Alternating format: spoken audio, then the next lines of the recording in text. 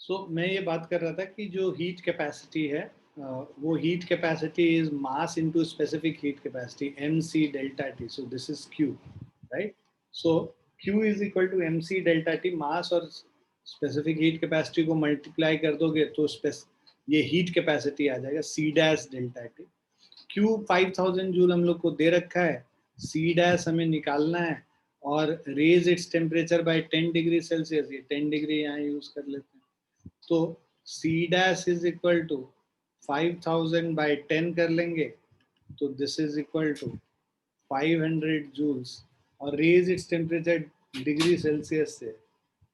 So delta T is equal to 10 degree Celsius. ये 10 Kelvin के बराबर भी होगा, सेम चीज. सो 5000 जूल्स पर केल्विन. ठीक है.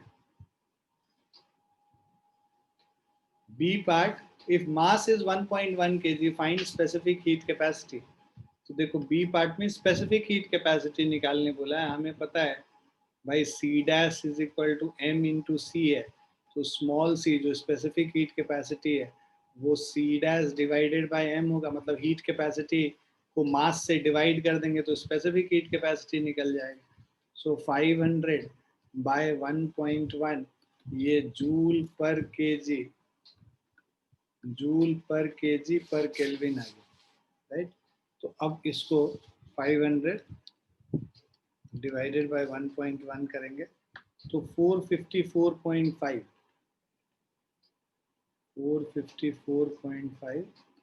जूल पर केजी और पर केल्विन. तो ये हमारा स्पेसिफिक हीट कैपेसिटी होगी. सो ये हमारा हीट कैपेसिटी था और ये हमारा स्पेसिफिक हीट कैपेसिटी.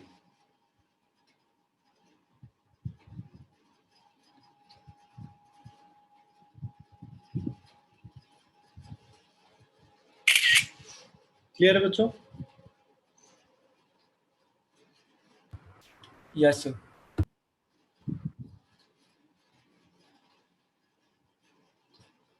नेक्स्ट है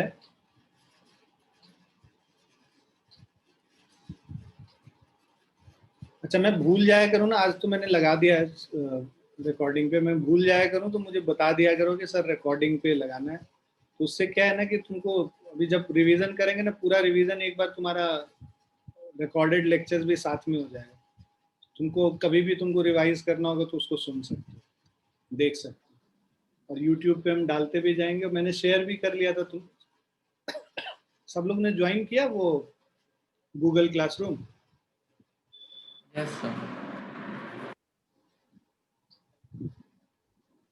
सेकेंड वाला क्या कह रहा है? Calculate the heat energy required to raise the temperature of 2 kg of water from 10 degree Celsius to 50 degree Celsius.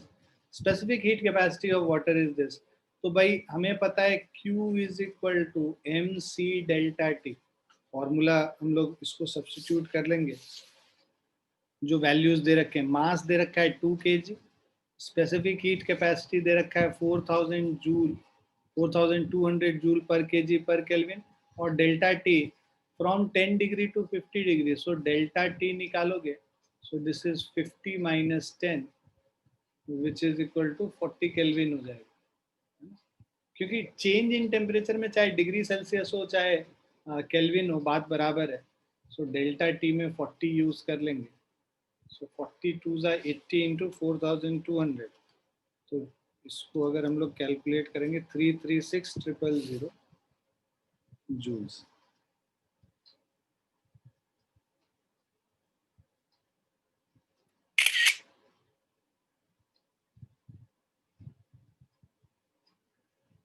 ठीक है बच्चों? Yes sir.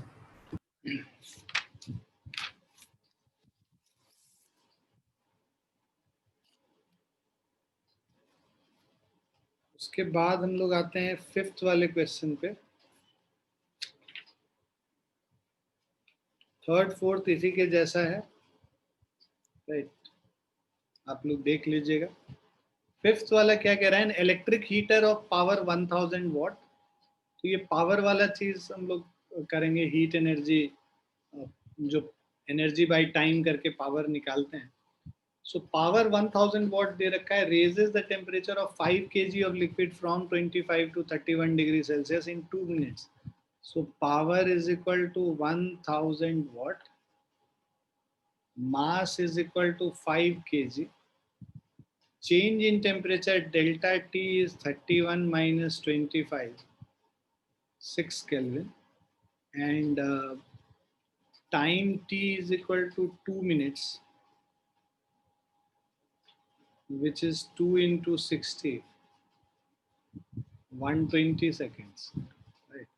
Calculate the heat capacity. So पहला heat capacity is equal to Q upon delta T. ठीक है, क्योंकि Q is equal to C dash into delta T, तो C dash is Q upon delta T. Heat capacity C dash is Q upon delta T. Q हम लोग energy निकालेंगे, power into time energy होता है, क्योंकि energy by time power है.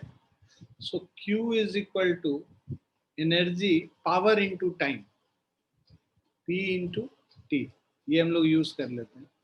Power into time by change in temperature. Power है 1000 watt, time है 120 second, change in temperature 6 kelvin. So this is 20,000 joule per Kelvin. ठीक है, ये हीट कैपेसिटी हो गया. सेकेंड पार्ट में स्पेसिफिक हीट कैपेसिटी निकालने बोला है. तो जब हम लोग स्पेसिफिक हीट कैपेसिटी निकालेंगे,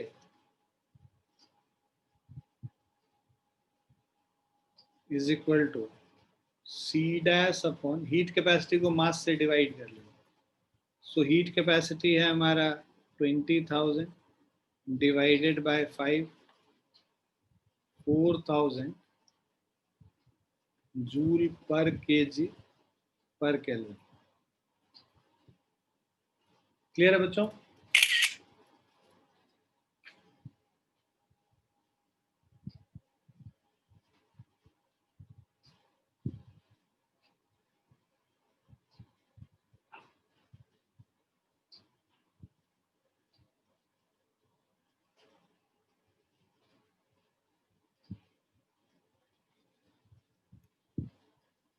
सिक्स्थ वाला प्रिंसिपल ऑफ कैलोरीमेट्री का बेसिक एप्लीकेशन है. So a bucket contains 8 kg of water at 25 degree Celsius, 2 kg of water at 80 degree Celsius is poured into it. तो देखो, जो बकेट में पानी था उसका टेम्परेचर कम था और उसमें हॉट वाटर हमने डाल दिया. हॉट वाटर डालने से क्या हुआ, बकेट में जो पानी 25 डिग्री पे था वो उसका टेम्परेचर राइज होगा, और जो गर्म पानी हमने डाला है उसका टेम्परेचर थोड़ा सा डिक्रीज होगा, है ना. कहीं बीच में जाके दोनों का टेम्परेचर, मतलब ये टेम्परेचर राइज करेगा T डिग्री तक और ये 80 से लोअर होगा T डिग्री तक. Neglecting the heat energy absorb by the bucket. हम लोग एज्यूम करते हैं कि बकेट कोई भी हीट एनर्जी एब्जॉर्ब नहीं कर रहा है. Calculate the final temperature of water. So let the final temperature of water be T degree Celsius. Let final temperature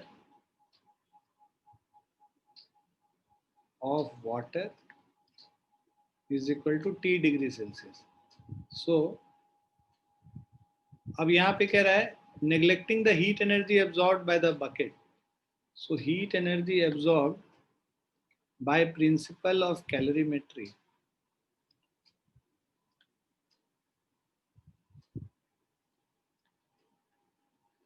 principal of calorimetry क्या कहता है कि भाई heat energy lost by hot water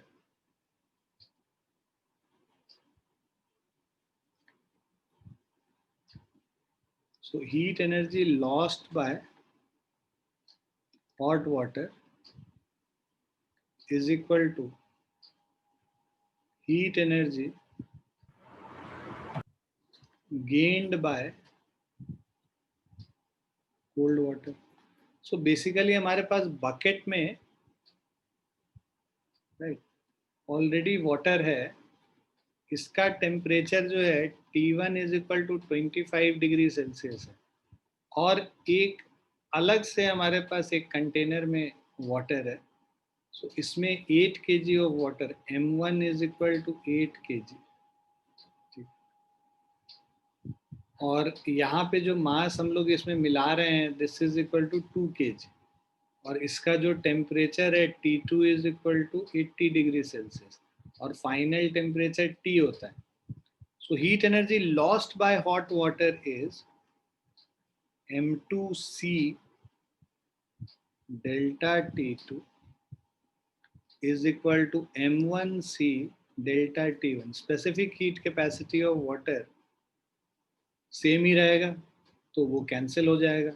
M2 मतलब 2 इंटू डेल्टा T2, मान लो 80 से T हो गया तो 80 माइनस T, ये लॉस हुआ. M1 जो है ये 8 kg है, गेन किया, गेन कितना किया, T minus 25, this is the gain in temperature. भाई 25 से ये बढ़ के T हो गया, तो T माइनस 25 इतना राइज इन टेम्परेचर हुआ है, और ये 80 से T घट के हो गया, तो ये लॉस इन टेम्परेचर है ना, decrease in temperature. So mass into specific heat capacity into decrease in temperature is equal to mass into specific heat capacity into increase in temperature. अब इनको सॉल्व कर लेते हैं. 2 4 ज़ा 8, so 80 minus T is equal to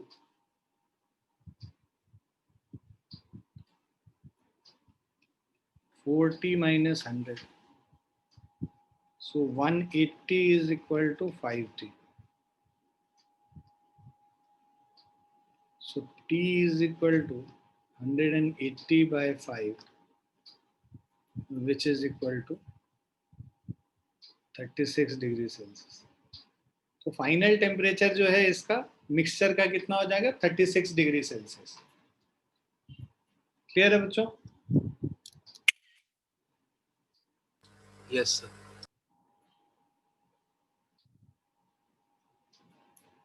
अब जो next वाला question करेंगे उसमें वेसल भी कुछ अमाउंट ऑफ हीट को एब्जॉर्ब कर रहा हूं, right.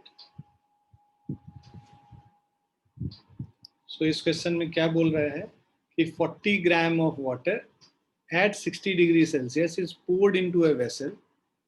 So this mass of water at 60 degrees Celsius is poured into a vessel containing 50 gram of water at 20 degrees Celsius. तो ये hot है, ये cold हो गया. Final temperature of mixture is 30 degrees Celsius. Taking the specific heat capacity of water as 4.2 joule per gram per Kelvin, calculate the heat capacity of vessel. हम लोग को vessel का भी heat capacity निकालना है. तो ठीक से फिर से समझिए आप कि यहाँ पे वाटर है, M2 is equal to 50 gram है, ठीक है, और T2 is equal to 20 degree Celsius. इसमें एक और वाटर का कंटेनर है, इसमें जो मास है M1 इज इक्वल टू 40 ग्राम है, और T1 जो है 60 डिग्री सेल्सियस है. इसको जब इसमें मिक्स करते हैं तो फाइनल टेम्परेचर जो आता है this is equal to 30 degree Celsius. और स्पेसिफिक हीट कैपेसिटी वाटर का 4.2 joule per gram per kelvin. Heat capacity of vessel हम लोग को निकालना है. सो देखो, बाय प्रिंसिपल ऑफ कैलोरीमेट्री,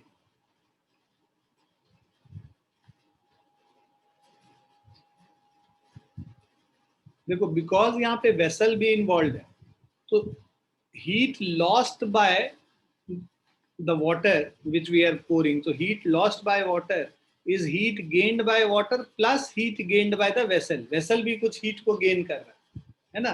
तो पिछले केस में हम लोगों ने इग्नोर किया था, वेसल को माना था कि कोई भी हीट नहीं, क्योंकि वहां पे कुछ दे नहीं रखा था वेसल के बारे में, तो इसीलिए हम लोग वेसल क्या हीट गेन कर रहा है वो हम लोगों ने नहीं कंसिडर किया था. यहाँ पे बाय प्रिंसिपल ऑफ कैलोरीमेट्री हम लोग लिखेंगे heat lost by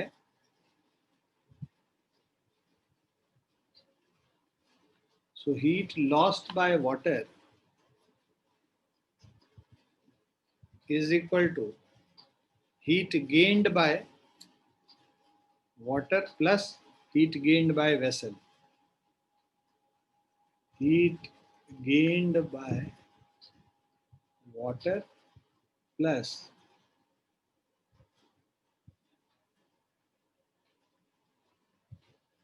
heat gained by vessel. So heat lost by water अगर हम लोग करेंगे तो देखिए 40 ग्राम है into specific heat capacity of water हो गया 4.2 और डेल्टा टी जो हो गया 60 से 30 हो गया तो 60 minus 30 is equal to heat gained by water 50 gram है। ठीक है, यहाँ पे देखो जूल पर ग्राम दिया हुआ है इसीलिए हम लोग ना इसको मास को केजी में नहीं कन्वर्ट कर रहे। 50 इंटू 4.2 30 माइनस 20 प्लस अब देखो वेसल जो होगा ना, जो इनिशियल टेम्परेचर वेसल और वाटर का सेम रहा होगा क्योंकि बहुत देर से पानी इसमें भर के रखा है, दोनों का टेम्परेचर सेम रहा होगा। हीट गेन्ड बाय वेसल में specific heat capacity, sorry heat capacity पूछ रखा है हम लोगों को। Heat capacity of vessel C dash मान लेते हैं, है ना। Let heat capacity of vessel be C dash. So let heat capacity of vessel be C dash. So C dash into delta T 30 degree हो गया, पहले 20 डिग्री था, 30 minus 20 हो गया, right? So this is 40 into 4.2 into 30 is equal to 50 into 4.2 into 10 plus of C dash into 10. ठीक है, ये zero और ये जीरो कैंसिल कर दो। सो 40 इंटू 4.2 इंटू 3 तो ये 504 हो गया is equal to 50 into 4.2 210 plus C dash. So C dash is 504 minus 294 294 joule per kelvin. Clear है बच्चों?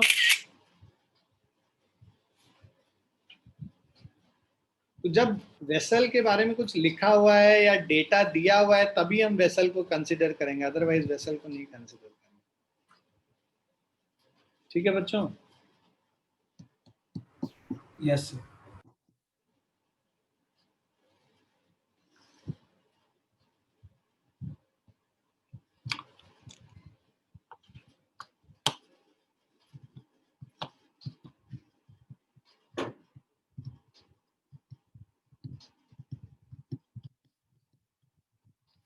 क्लियर? नेक्स्ट पे चलते हैं। नेक्स्ट क्वेश्चन कह रहा है metal piece of 20 gram is heated to a constant temperature of 100 degree Celsius. तो एक 20 ग्राम का मेटल है, इसको 100 डिग्री तक हीट किया। Then it is added in a calorimeter of mass 50 gram and specific heat capacity 0.42 joules per gram per Kelvin, containing 50 gram of water at 20 degrees Celsius. After stirring the water, the highest temperature recorded is 22 degrees Celsius. Calculate the specific heat capacity of metal. Specific heat capacity of water is given as this. तो भाई हमारे पास एक calorie metre है,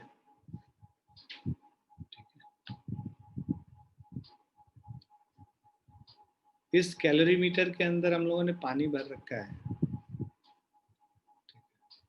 सो calorie metre का जो मास है M2 is M3 कर लो, 50 ग्राम हो गया। And specific heat capacity C3 is equal to 0.42 joules पर gram per kelvin.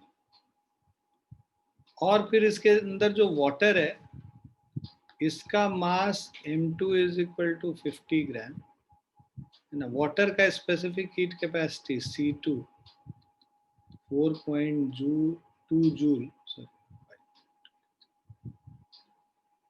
so C2 is equal to 4.2 joules पर ग्राम पर केल्विन। ये C2 का वैल्यू हो गया। और highest temperature recorded is 22 degree Celsius. तो भाई ये ना इनिशियल जो इसका ये जो टेम्परेचर है ये 20 डिग्री पे है। इसके अंदर ये जो इसका भी जो टेम्परेचर होगा ये 20 डिग्री सेल्सियस होगा।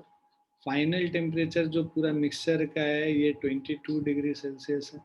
इसमें हम लोगों ने क्या किया, एक मेटल पीस को इसके अंदर डाल दिया। उस मेटल पीस का मास 20 ग्राम है। स्पेसिफिक हीट कैपेसिटी, ठीक है, जो मेटल पीस का है ये हम लोगों को कैलकुलेट करना है। और इसका जो टेम्परेचर है T1, this is equal to 100 degree Celsius. So by principle of calorie, तो जो आप लोग जो ये मेटल पीस को पानी में डालोगे, जो कैलोरी मीटर के अंदर रखा हुआ है, ये पानी में डालने के बाद बिकॉज ये हायर टेम्परेचर पे है इट विल लूज हीट, है ना, इसका टेम्परेचर कम होगा। और जो जिस पानी में हमने डाला, कैलोरी मीटर में डाला, वो उस हीट को एब्जॉर्ब करेगा। Water contained in the calorimeter will absorb the heat. So by principle of calorimetry,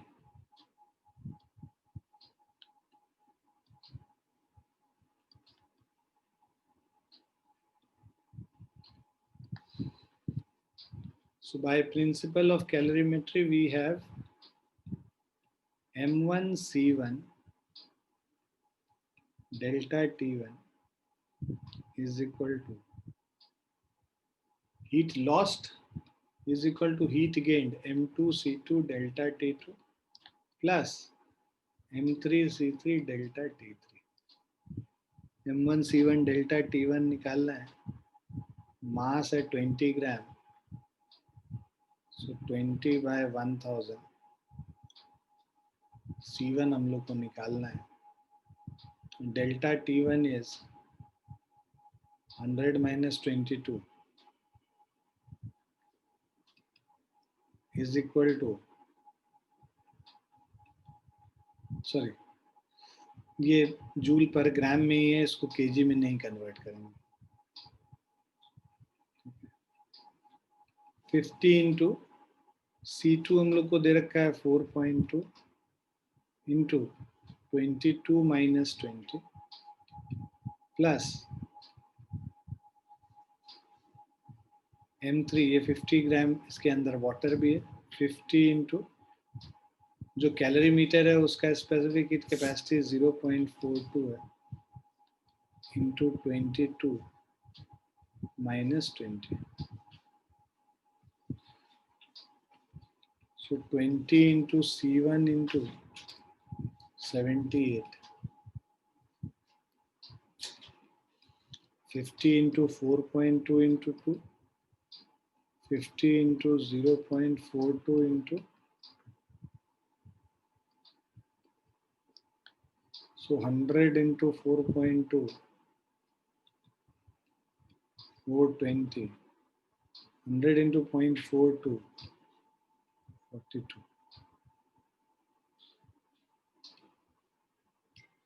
So C1 is equal to 420 plus of 42 divided by 20 into 78.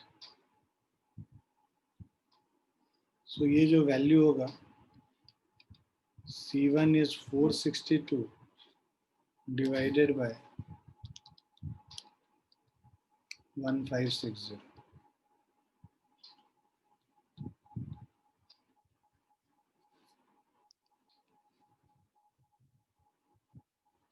So 0.296 हो जाएगा और 0.3 joule per gram per kelvin.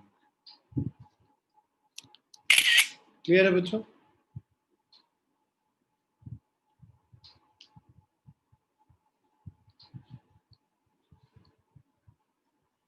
Yes, sir.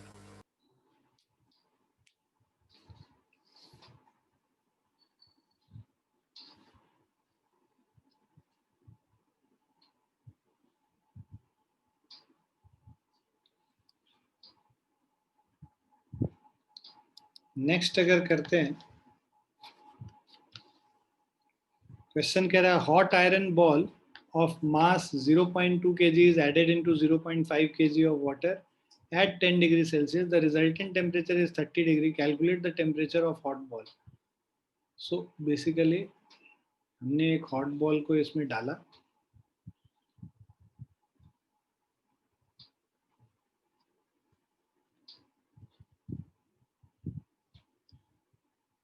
So mass m1 is equal to 0.2 kg हो गया.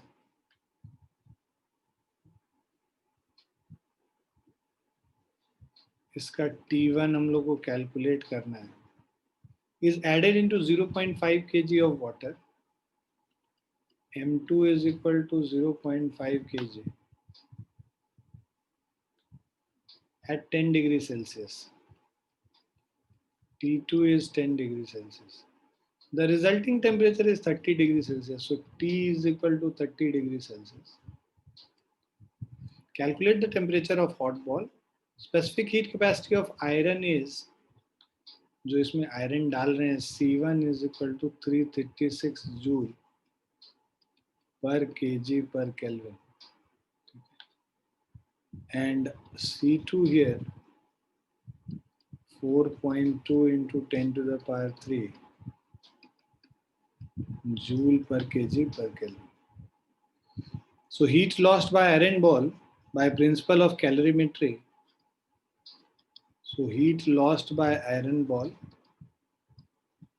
is equal to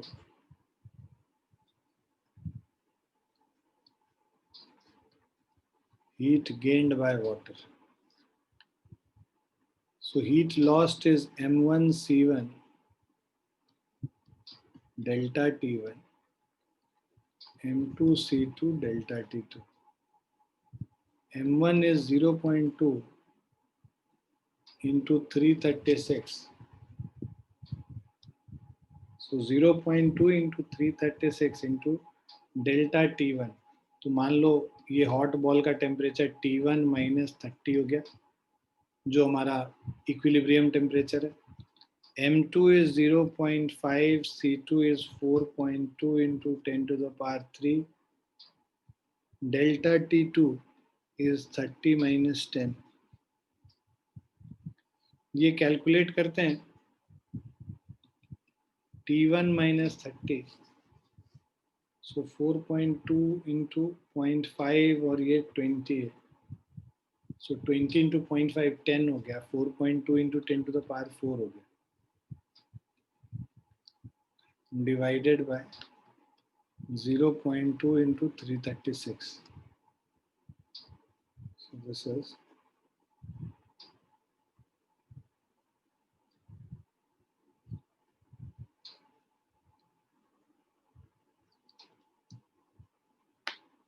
625 हो गया और 3655 हो जाएगा. T1 is equal to 625 plus 30. So 655 degree Celsius हो गया फाइनल टेम्परेचर.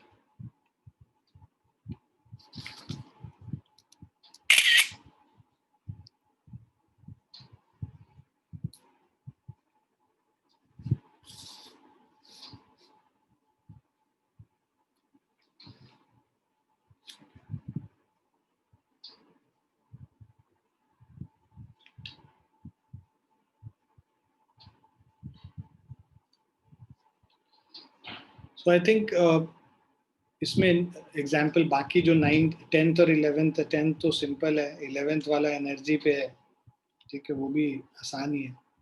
अब हम लोग चेंज ऑफ फेज और ये लैटेंट हीट वाला करेंगे. तो आपका काम है कि न्यूमेरिकल्स बना लेना, 30 क्वेश्चन भी आपको करने हैं. इसके आगे हम लोग करेंगे अब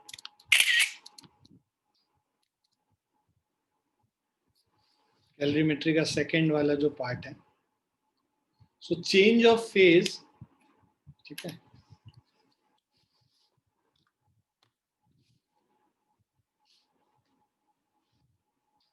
so there are three states or phases of matter, namely solid, liquid and gases. So there are three.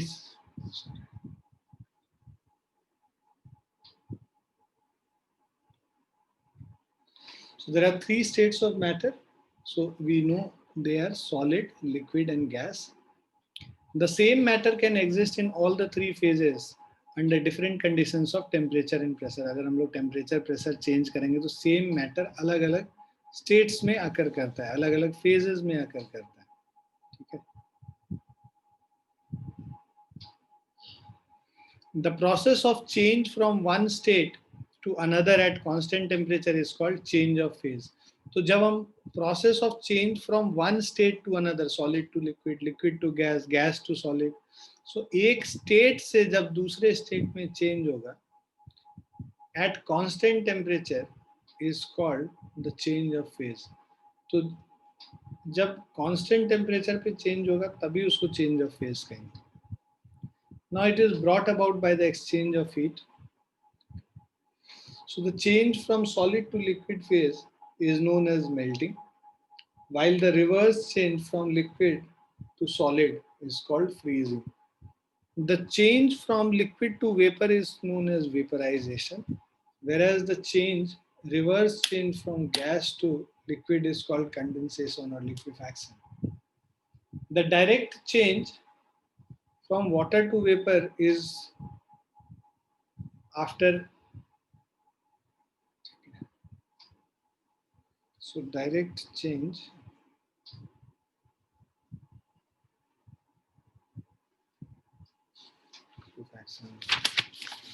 So the direct change from solid to vapor is called sublimation.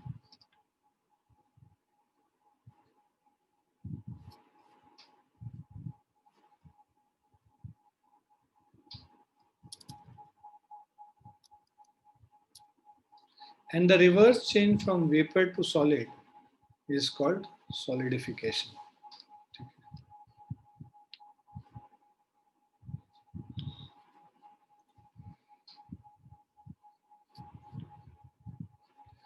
Now melting and freezing. तो ये जैसे अभी पहले ये diagram अगर हम लोग देखें जो चेंज ऑफ फेज का बना हुआ है, सॉलिड से डायरेक्टली गैस में कन्वर्ट करेंगे उसको सब्लिमेशन कहते हैं. सब्लिमेशन मतलब गैस से डायरेक्टली सॉलिड में कन्वर्ट करेंगे उसको सॉलिडिफिकेशन कहते हैं. सॉलिड से लिक्विड में जो कन्वर्जन होता है वो मेल्टिंग है. लिक्विड से गैस में जो कन्वर्जन है वो वेपराइजेशन है. और ऑपोजिट जाते हैं, गैस से लिक्विड में कन्वर्ट होगा तो कंडेंसेशन है, और लिक्विड से सॉलिड में कन्वर्टेड है तो वो फ्रीजिंग हो गया. So there are three states or phases of matter, namely solid, liquid and gas. The same matter can exist in all the three phases under different conditions of temperature and pressure.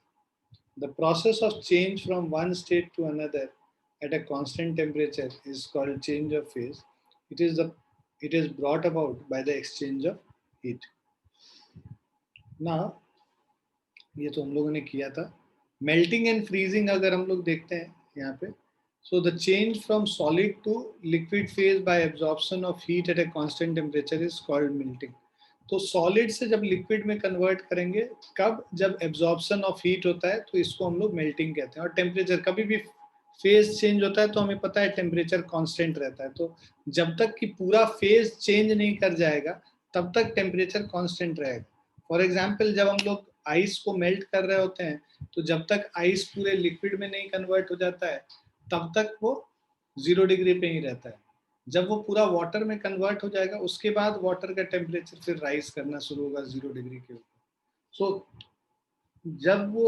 जब तक पूरा एक ice जो है जब तक पूरा water में नहीं कन्वर्ट हो जाता है तब तक उसका टेम्परेचर चेंज नहीं करता. और जो भी हीट हम लोग सप्लाई कर रहे हैं वो हीट फेज को चेंज करने में यूटिलाइज होता है और टेम्परेचर को राइज कराने में नहीं.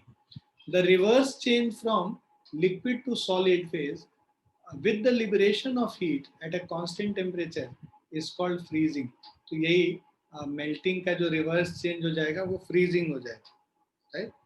तो reverse change from liquid to solid is called freezing, and the temperature at which liquid freezes to solid is called freezing point. और जिस टेम्परेचर पे ये फ्रीजिंग हो रहा है उसको हम लोग फ्रीजिंग पॉइंट कहते हैं.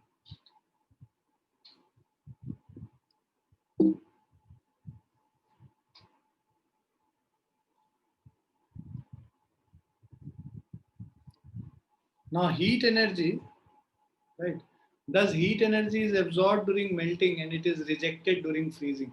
तो जब आप मेल्ट करना है किसी भी चीज को तो आपको बाहर से हीट देना पड़ता है, तो हीट एनर्जी क्या हो रहा है, एब्जॉर्ब हो रहा है वहां पे, और जब फ्रीज होता है तो हीट एनर्जी रिजेक्ट हो रहा है उसमें से, है ना, ठंडा हो रहा है वो धीरे धीरे, तो वहां पे हीट एनर्जी रिजेक्ट होता है.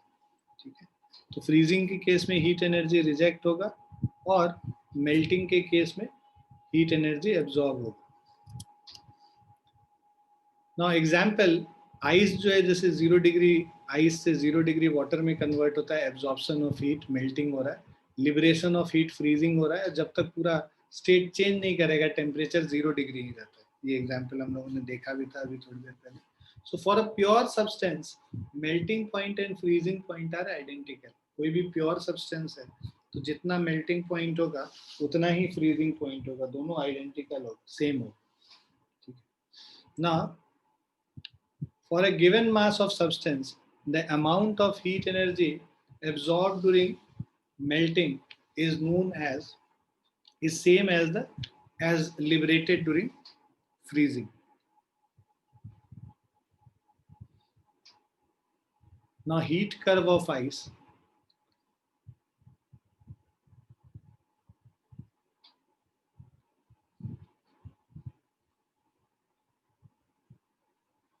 So change in volume of melting, change in volume on melting. So most of the substances like lead, wax, etc. expand on melting, but some substances like ice contract on melting.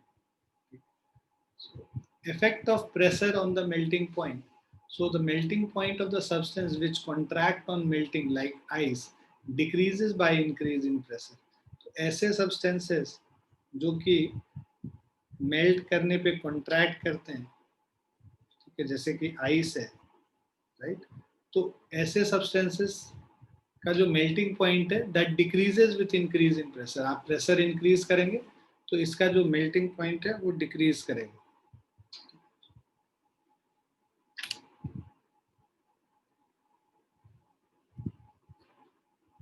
But melting point of substances such as wax and lead which expand on melting increases by the increase in. So इसका जो melting point है pressure increase करने से increase करता है. तो ये important है समझना कि जो the substances which contract on melting उसका मेल्टिंग पॉइंट डिक्रीज करता है प्रेशर इंक्रीज करने से, और मेल्टिंग पॉइंट जिस सब्सटेंसेस का जो एक्सपैंड ऑन हीटिंग मेल्टिंग है उनका increases with increase in pressure.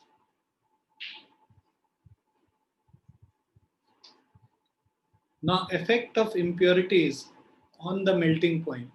So melting point में impurities का effect हम देखते हैं. The melting point of the substance decreases by presence of impurities in it. तो वो decrease कर जाता है melting point. So melting point of ice decreases from 0 degree to minus 22 degree on mixing to it in proper proportion. So this fact is utilized by making the freezing mixture by adding salt to ice. So the freezing mixture is used to prepare kulfis. Instant kulfi. Kulfi वालों को देखोगे कि वो तुरंत डालते हैं उसके अंदर, वो खांचे के अंदर कुल्फी, और थोड़ी देर बाद, आधे घंटे बाद जाओ तो या 15 मिनट बाद जाओ तो उनका कुल्फी रेडी हो जाता है. ये इसलिए ऐसा होता है क्योंकि उन्होंने क्या कर रखा है कि वो जो वाटर है, वाटर में सॉल्ट और डिफरेंट इम्प्योरिटीज मिला के रखते हैं, जो उसके अंदर पानी है, तो उसका टेम्परेचर कितने तक जा सकता है, -22 तक जा सकता है विदाउट फ्रीजिंग. तो बिकॉज उसका टेम्परेचर -22 तक जा सकता है, तो अगर आपने कुल्फी उसको डाला है और उसके आसपास टेम्परेचर आप -22 या -20 या -18 डिग्री रखते हो तो वो तुरंत फ्रीज हो जाएगा. तो इसीलिए कुल्फी जमाने के लिए हम लोग जो आसपास जो लिक्विड है उसके उसके अंदर जो जहाँ पे कुल्फी जमाते हैं उसके अंदर आप देखोगे कि टेम्परेचर जो है ऑलमोस्ट नेगेटिव में रहता है, ठीक ठाक वैल्यू, जिससे कि वो कुल्फी तुरंत तैयार हो जाए, इंस्टेंटली रेडी हो जाए। नाउ वेपराइजेशन और बॉइलिंग, ये तो मेल्टिंग हो गया। दूसरा जो प्रोसेस है दैट इज वेपराइजेशन और boiling. So the change from liquid to gas or vapor phase. So the change from liquid to gas or vapor phase on absorption of heat at a constant temperature is called vaporization. The particular temperature at which vaporization occurs is called boiling point of liquid. Similarly, the change from vapor to liquid phase on liberation of heat at a constant temperature is called condensation or liquefaction, and the particular temperature at which condensation occurs is called condensation point of vapor. So for a pure substance, the boiling and condensation point are identical. Pure substance में boiling point जो 100 degree पे है, उसी तरह condensation point भी 100 degree पे ही मिलेगा. Example, 100 degree Celsius water को आप जब बॉइल करोगे, एब्जॉर्प्शन ऑफ हीट होगा, 100 डिग्री सेंटीग्रेड स्ट्रीम में कन्वर्ट हो जाएगा. और जब 100 डिग्री सेल्सियस स्टीम को कूल डाउन करेंगे, लिबरेशन ऑफ हीट होगा और वो 100 डिग्री सेल्सियस वाटर में कन्वर्ट हो जाता है. ये हीटिंग कर्व वाटर का बनाया हुआ है. Now change in volume on boiling. So all the liquids expand on boiling. वहां पे जैसे मेल्टिंग में ये कॉन्ट्रैक्ट करता था कुछ सब्सटेंस और कुछ सब्सटेंस एक्सपैंड करता था. यहाँ पे जितने भी सब्सटेंस वेपराइज करेंगे तो all the liquids expand on boiling. जितने भी लिक्विड्स होंगे वो एक्सपैंड कर जाएंगे.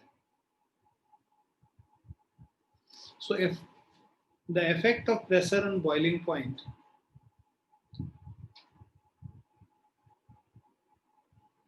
so the boiling point of a liquid, boiling point of a liquid increases with the increase in pressure and decreases with decrease in pressure. Liquid का boiling point increase करेगा increase in pressure से और decrease करेगा decrease in pressure. Water boils in it at about 120 degrees Celsius to 125 degrees Celsius due to increase in pressure. Thus, cooking of vegetable etc. becomes much easier and faster in it since they get sufficient heat energy before the water boils.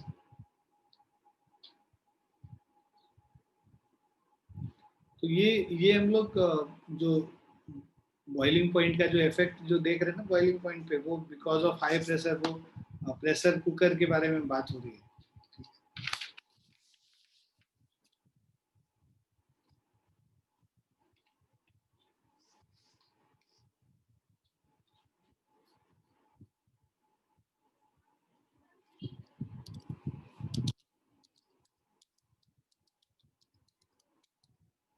So water boils in a pressure cooker at about 120 to 125 degrees Celsius, and due to increase in pressure, so thus cooking of vegetable etc. become much easier and faster in it since they get sufficient heat energy before the water boils. तो because temperature 125 degree तक जा सकता है before boiling, तो इसीलिए 125 तक जा सकता है. इसका मतलब हम लोग को ज्यादा हीट हम प्रोवाइड कर सकते हैं और वेजिटेबल्स जो है जल्दी कुक हो जाता है. Now at high altitude, वहाँ पे high altitude पे क्या है, प्रेशर कम होता है.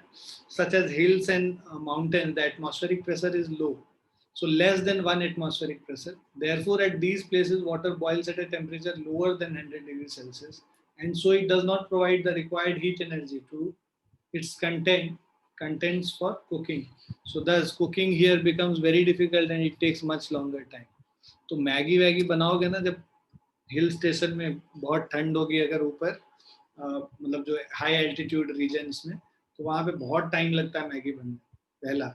दूसरा, बिकॉज जो है लेस हीट हम सप्लाई कर रहे होते हैं तो धीरे धीरे कुक होके फूड बनता है, तो अच्छे से कुक होता है फूड और उससे क्या है कि जो टेस्ट है वो ज़्यादा बेटर हो जाता है स्लो कुकिंग की वजह से. Now, effect of impurities on boiling point. So, boiling point of a liquid increases by addition of impurities to it. So, if common salt is added to water, it boils at a temperature higher than 100 degrees Celsius.